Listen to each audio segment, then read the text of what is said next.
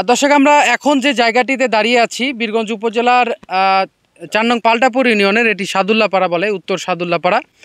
আমার উপরে যে দেখতে পাচ্ছেন এটি হচ্ছে একটি খেলার মাঠ বা অথবা এটি একটা ঈদগাহ মাঠ। ঈদগাহ মাঠের আমার সামনের যে অংশটুকু দেখতে পাচ্ছেন এখানেই ছিল ঈদগাহ মাঠের যে মিনার বলে, যা মিম্বর বলে, সেই মিম্বরটা এখানে ছিল। এই মিম্বরটি আপনাদের দেখানোর চেষ্টা করছি। নদীর যে অংশটুকু রয়েছে, এই যে নদীর অংশটুকু, এই পাহাড়িটি পুরোটাই কিন্তু ধসে গেছে। বন্যা পরিস্থিতিতে পানি কিন্তু ভরপুর থাকে।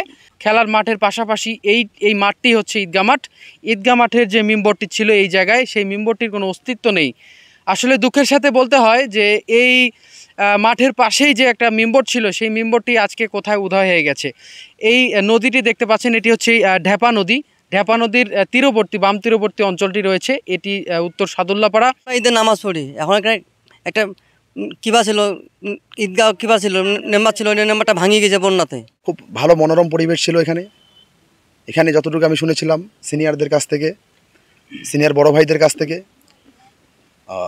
1987 সাল থেকে এই মাঠে খেলাধুলা হয়, তার আগেও প্রাথমিক খেলাধুলা হয়েছিল।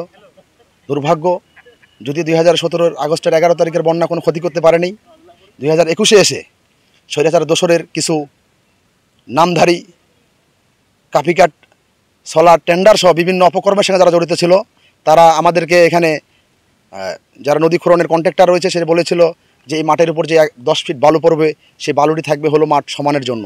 এটি আমরা কখনো তুলব না। দুর্ভাগ্যজনকের বিষয়, পরে কোথা থেকে কে দমকা হাওয়ার মতো এসে আমাদেরকে বিভিন্ন ধরনের কাগজ দেখায় যে ঘাট ডাক হয়েছে, এখান থেকেই আমাদেরকে মাটি নিতে বলছে। এক পর্যায়ে মাটি নিতে নিতে এক অংশ ভেঙে পড়ে যায়।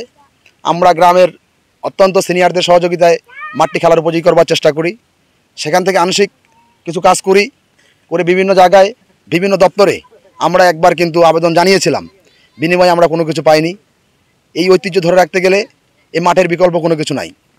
আপনারা হয়তো জানেন না, এই এলাকায় 711টি পরিবার রয়েছে, 1546টা ভোটার রয়েছে। 2017 সালে এখানে বীরগঞ্জ উপজেলা নির্বাহী অফিসার যখন ত্রাণ দিতে এসে বলে যে উত্তর সাদুল্লাপাড়া নামে যেটা গ্রাম আছে, এটা আমি প্রথম জানলাম আজকে। এটা আমাদের জন্য লজ্জার বিষয়।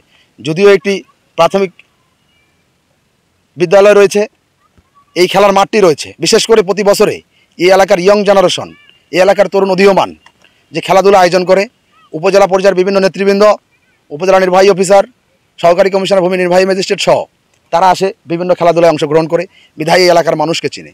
আসলে এই ঐতিহ্য যদি আমরা ধরে রাখতে না পারি, সরকারি অনুদান যদি আমাদের এখানে না আসে, হয়তো বা আগামী দিন আমাদের ঐতিহ্য থাকবে না, আমাদের পরিচয় থাকবে না।